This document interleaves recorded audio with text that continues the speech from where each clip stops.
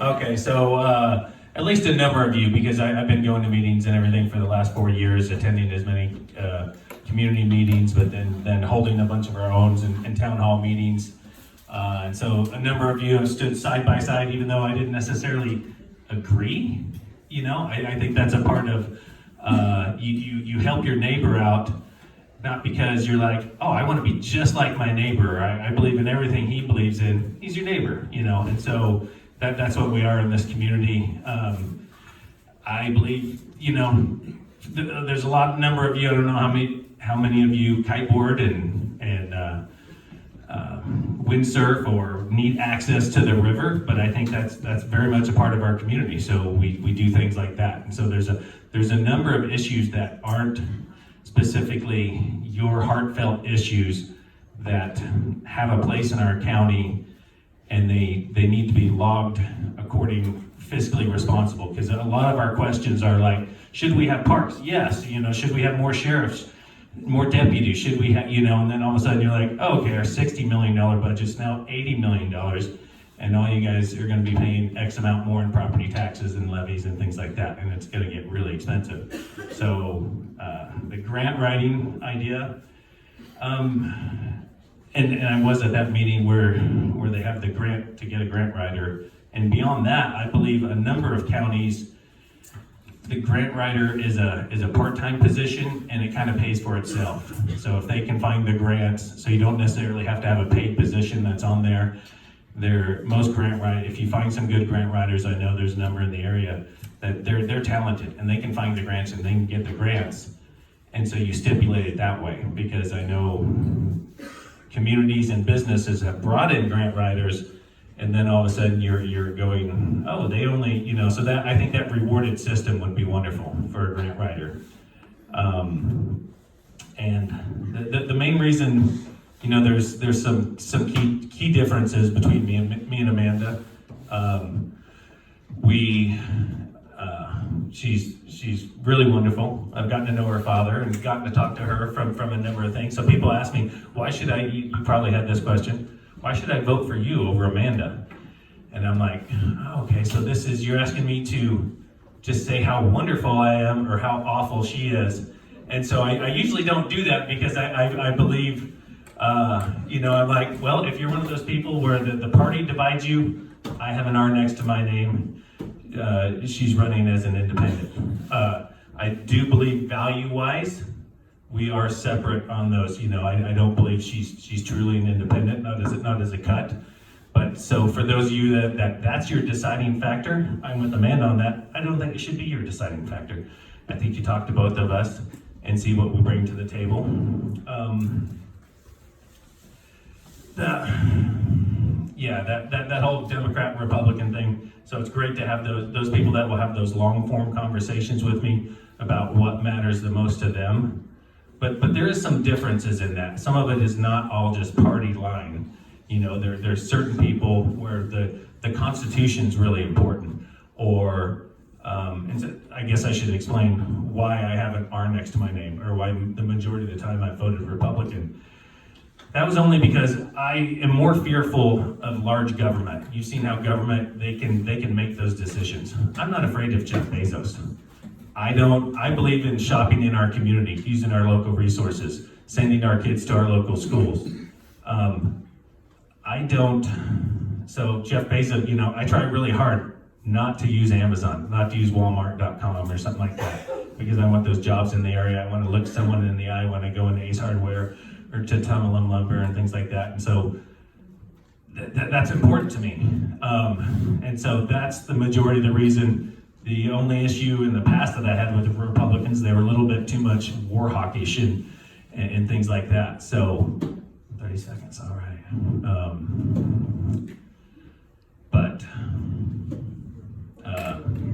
Hopefully you've seen my values. Like I said, a lot of you I've talked to, numerous long conversations. If you have any further questions, get a hold of me. Thank you.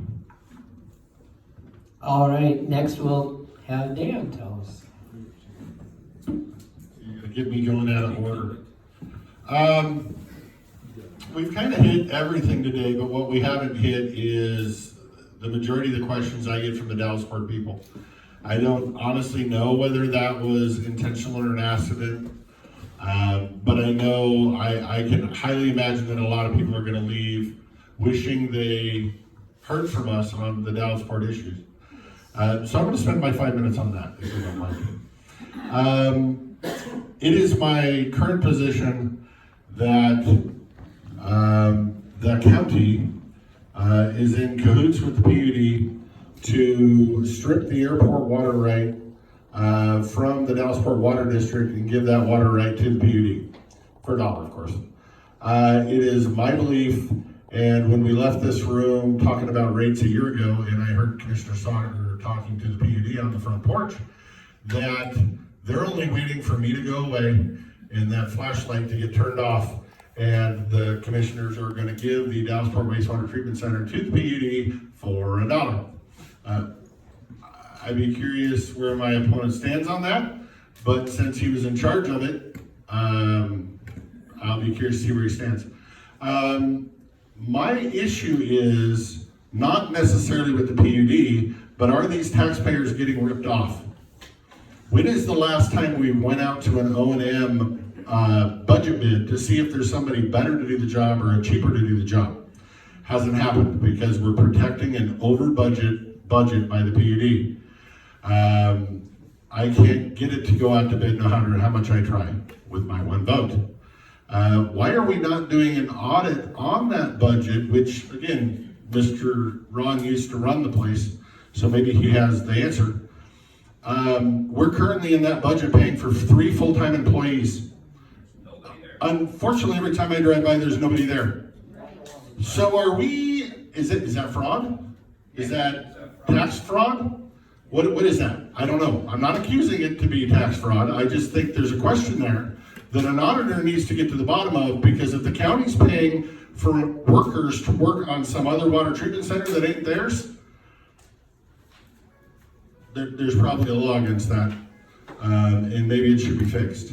But I can't get an audit, and the PUD won't answer the question. And I'll probably never get the question answered because they're waiting for me to go home so that they can continue the cycle that has been this county for generations. If you want the cycle to continue, don't vote for me. If you'd like the cycle to change, vote for me. And when my opponent says there's contention on the Board of Commissioners, it calls me contentious to people. I would argue I'm not contentious, I'm courageous. He's just pronouncing it wrong. And maybe if you said courageous more, it would be, because you have to fight. If the only thing for evil to prevail is good men to do nothing. Do you want me to go get along and play ball? And just give more money? Your money, by the way, to special people? Or do you want me to fight it and say that's wrong, quit it? Hey, let's do an audit. Why is there 3 employees there? When every time everybody drives by, there's nobody there. Should we investigate that? Probably, but we're afraid of what the answer is. So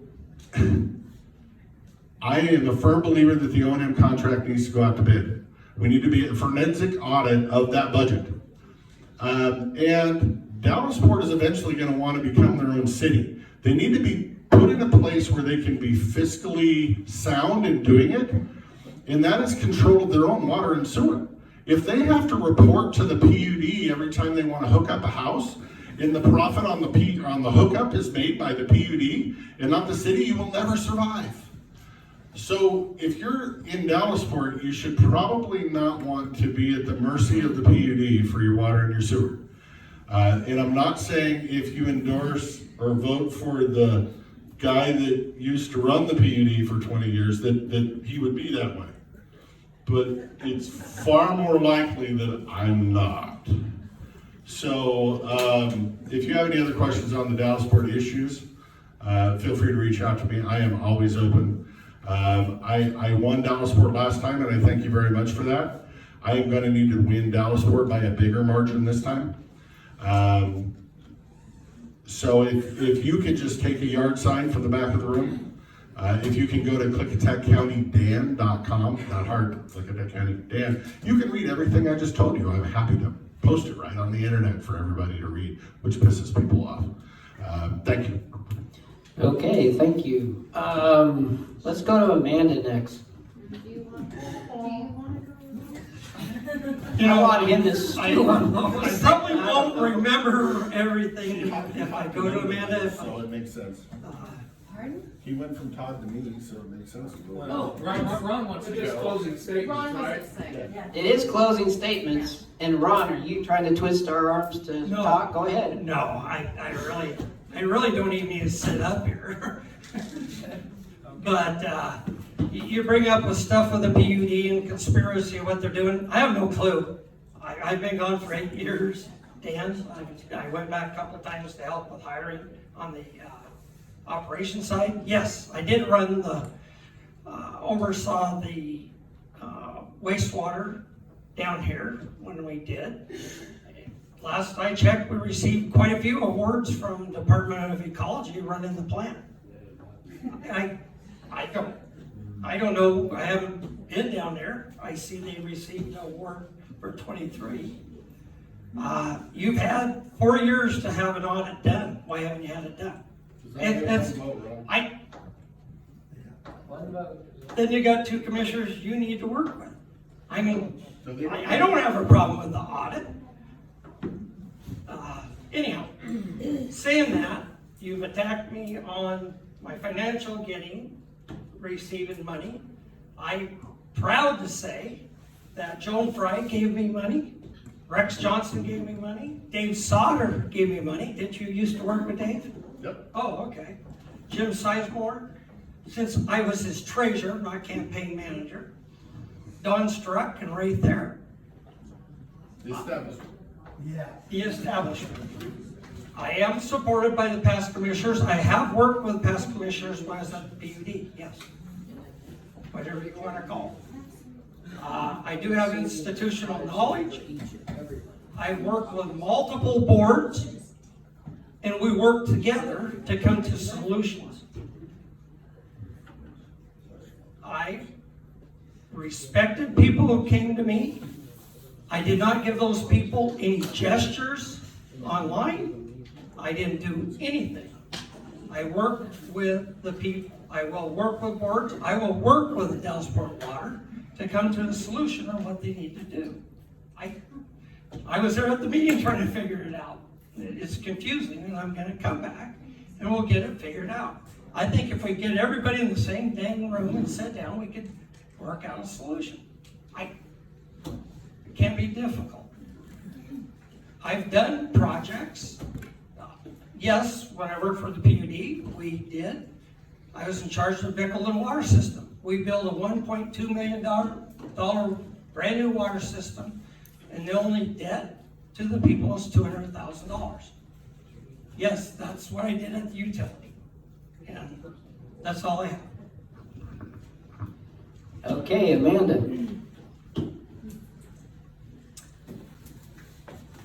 Well, it's been real, everyone. I appreciate your time and your patience. And I'm not here to cause fights. I've actually really appreciated, Todd, your friendliness, and thank you very much. And this is how we need to operate in local government. I'm ready to get to work. I'm really excited. I just became an empty nester a week ago today. And yeah, I'm sort of sad, but oh my gosh, all the energy I have and all the time I have, let's go. I will mow your park, okay?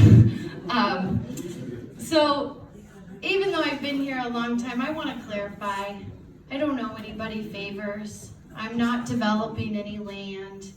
I'm just here with sincerity, hard work, and you can trust me. You can come to me, anybody can come to me and talk to me. My door is always open, and I love to drink coffee, so. One of the main things that we didn't get to talk about tonight that I think is really important outside of the comprehensive planning and getting a grant writer is the things we can do as commissioners on state and federal levels and working with other counties and their commissioners. The landfill is a prime example. We have lost 2 major landfill contracts. That is 3 major landfill contracts that has really hurt our county.